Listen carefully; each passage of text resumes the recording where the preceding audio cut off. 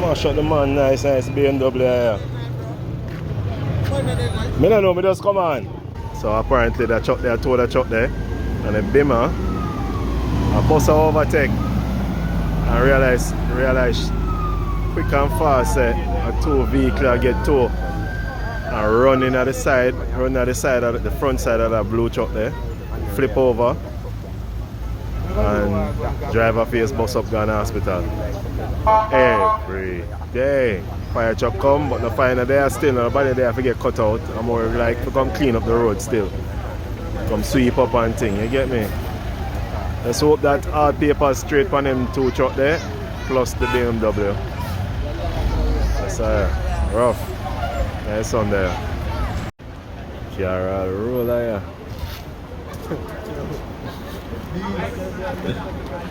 Yeah.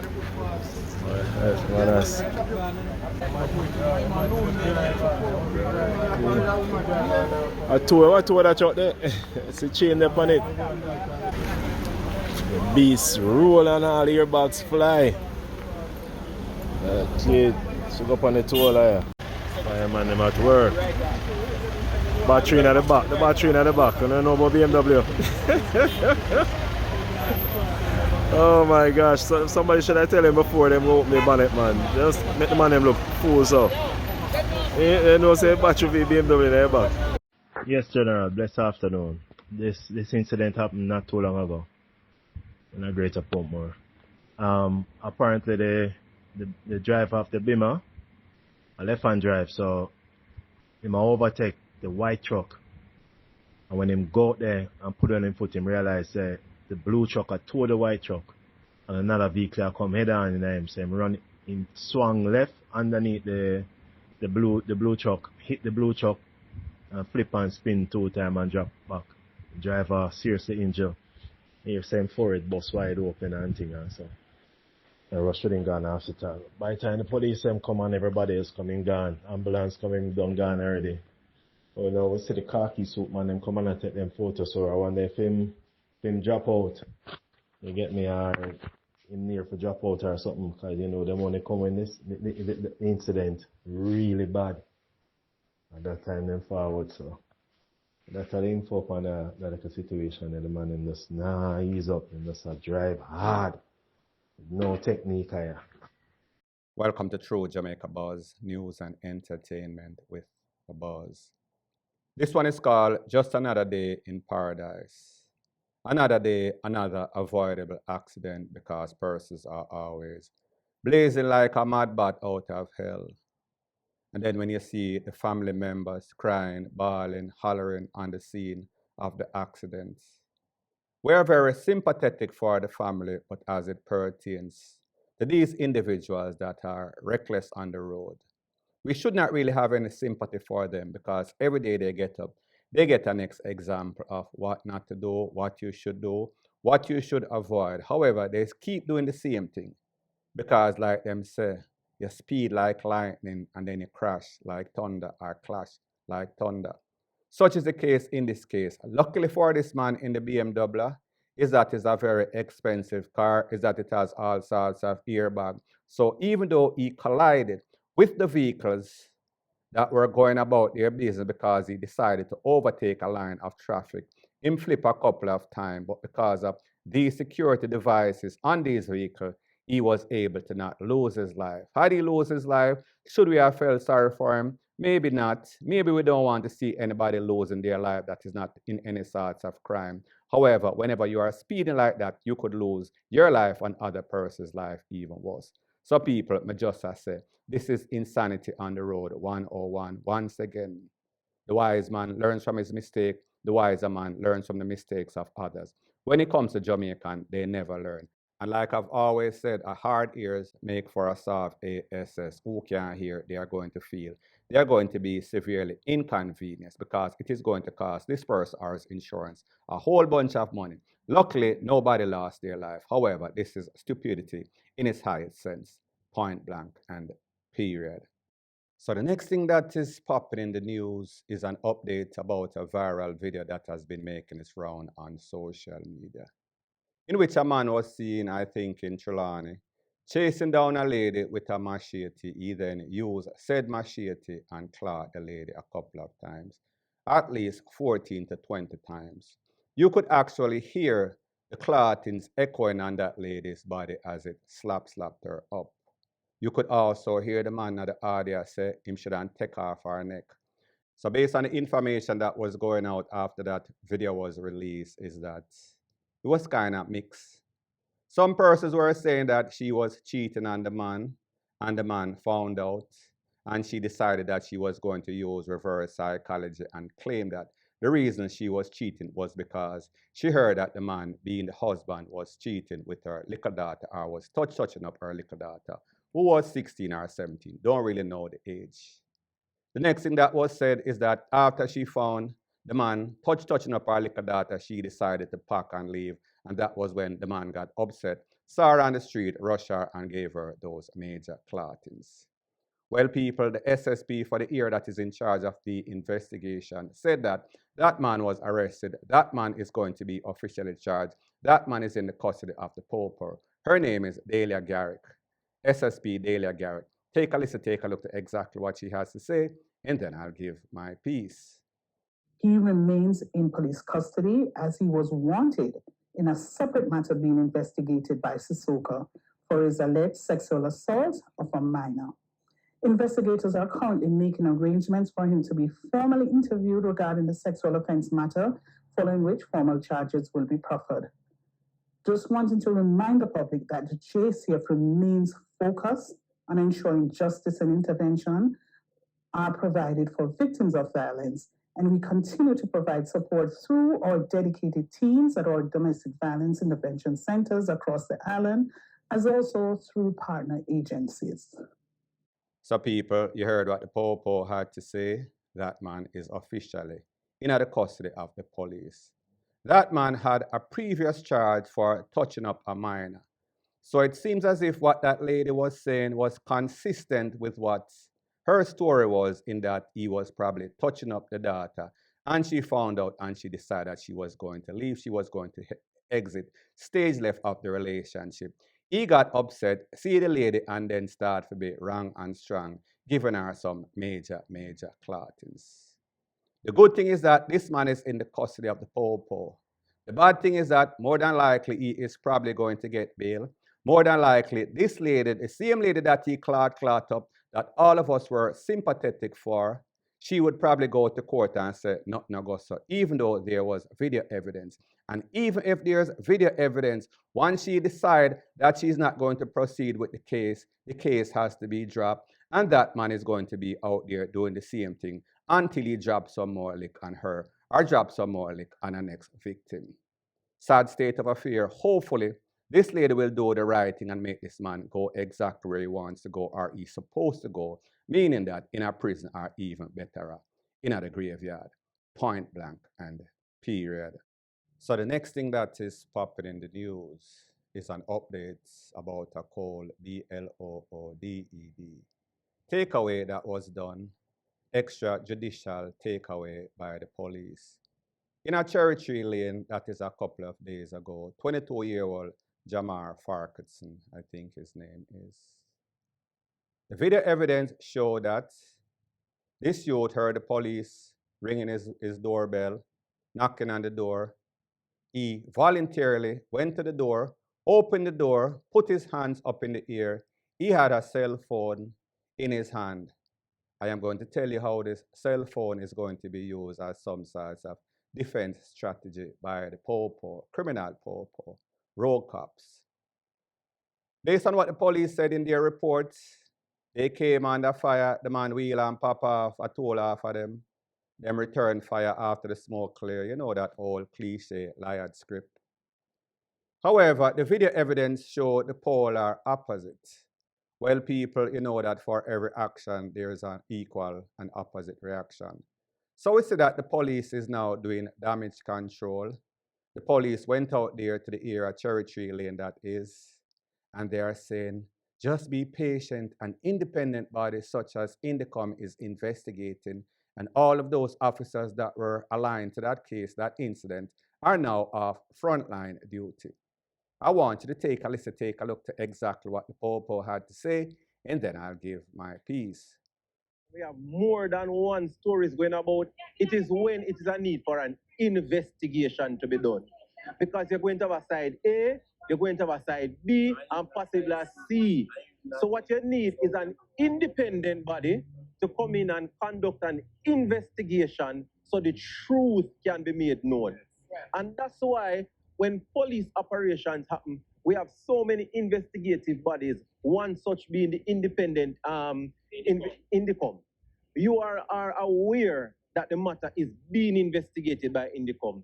Some members from the community already came. They spoke with Senior Superintendent Makala, who is in charge of the entire Clarendon Police Division. So we know that you're upset and we know that you want answers, and you're going to get the answers that you seek for. No, move. No. Take my word for it. I can tell you.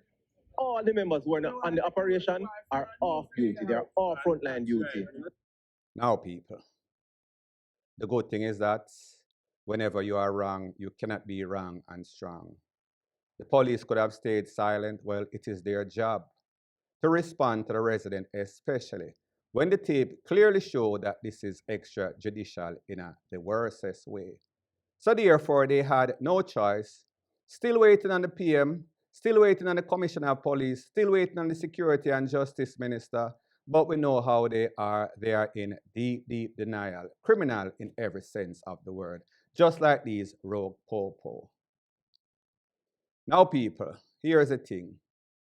The police, you take away a youth that is innocent, hardworking youth, and people, don't get it twisted. We've seen many instances in which the residents or even family members are backing a youth that is a criminal, stiff stone cold criminal, meaning that he is gone, after creating all sorts of chaos and catastrophe. However, in this case, like I said, you cannot just stereotype everybody. You cannot just use a broad brush and paint everybody. This was a case in which, at best for the police, they made a fatal error and take away an innocent youth, especially when the video evidence showed that he walked voluntarily, opened the door with his hands in the air. I told you that he had a cell phone. I am sure when this case goes to court, the police is going to say they saw the cell phone and thought that it was a gun, so therefore them take evasive action, wheel and pop off. However, the video evidence again showed that he was no harm to the police because after he had his hands in the air, the police then went around him, went in the house and were searching. So therefore, they cannot use that, but I am sure that they will. Now, people, based on the information, based on the video that is out there, a family member of a youth that was taken out on or about the 21st of October 2024, that is about a year and about 11 months to a year ago. This incident happened on Hazard Drive, which is in Maypen. Based on the information or based on video evidence, the police and some men were in a shootout in the area. The police chased the man them alighted from out of the vehicle, bust up some can upon the police, ran into a house. The police chased them, can up. 2 of the gunmen that were in the car were taken out. However, a next innocent youth was also taken out. He was just going about his merry business at the wrong place at the wrong time. The police also saw him and took him away. What makes it bad is that they took away an innocent youth, and yes, we wanted them to take away the person that was in a shootout with them because they are also gunmen or they are gunmen. However, when you take away an innocent man by error, because of the heat of the moment and because you thought that he was a part of the crew. And then what makes it worse is that you went to the house in which these persons were brought, this youth was brought off of the street, taken into a yard, and then taken out in cold blood. You then, meaning the police, went to the homeowners and tell them, say, listen, if you release the tape, it is going to be a problem. So therefore, they were threatening these persons' life.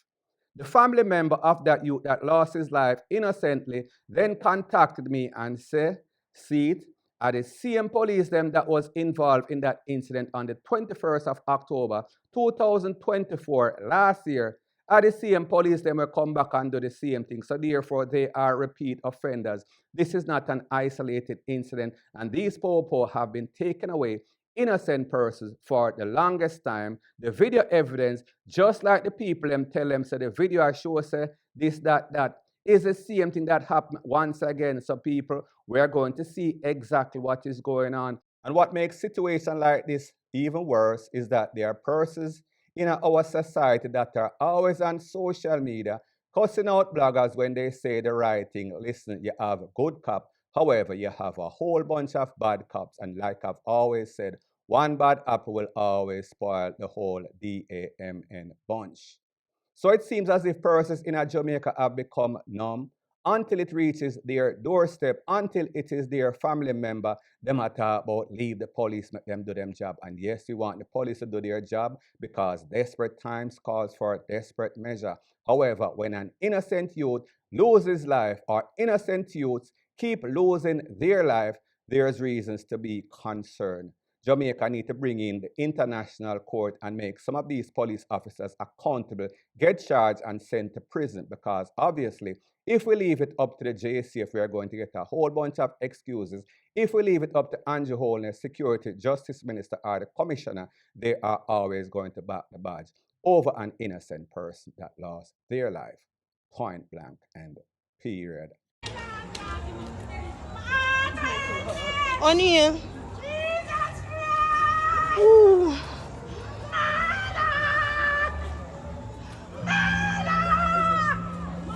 O'Neill, bumbuckler. Yo, the man them just kill O'Neill Mullins, the Jockey. Them just kill him at White House. You see me? Down to see you drive side. You see me? Man them avoid White House, see you drive side. Police are like, I shot the man around the man them off of the road. And them gonna start search the place, so. Man them avoid see you drive. So the next thing that is popping in the news, based off the voice note that you heard from the video, and based on the audio that you just heard, is that very popular jockey at Caymanas Park, his name is O'Neill Mullins.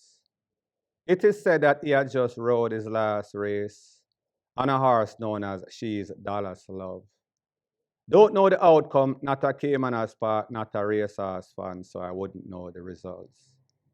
It is said that shortly after that, some people roll up, blaze him up a couple of times, at least in our head, at least one can in the head. He was taken out, and those are his loved ones, family member that you hear screaming, BLOODY, murder. So persons are wondering and pondering, then hold on a minute.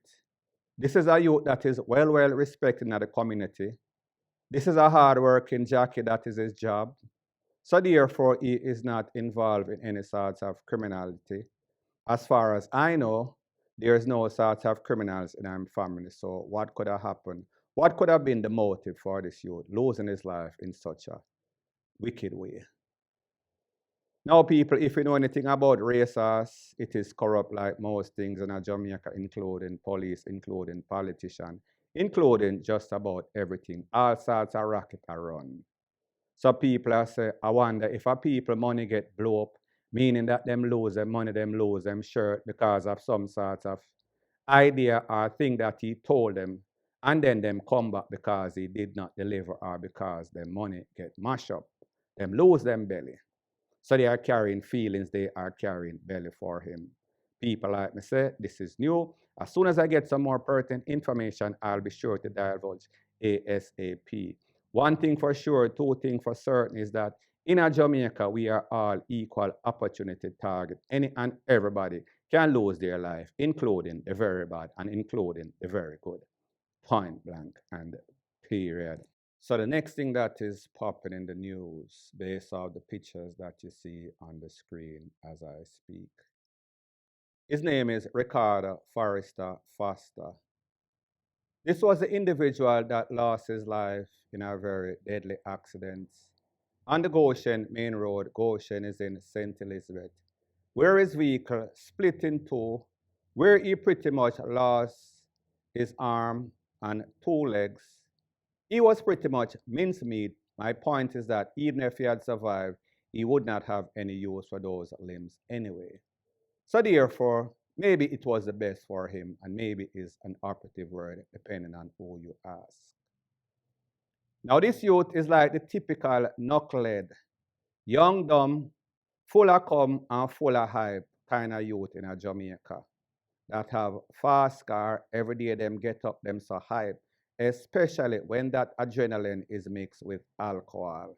And I am going to tell you why I say alcohol might have played a part in him losing his life.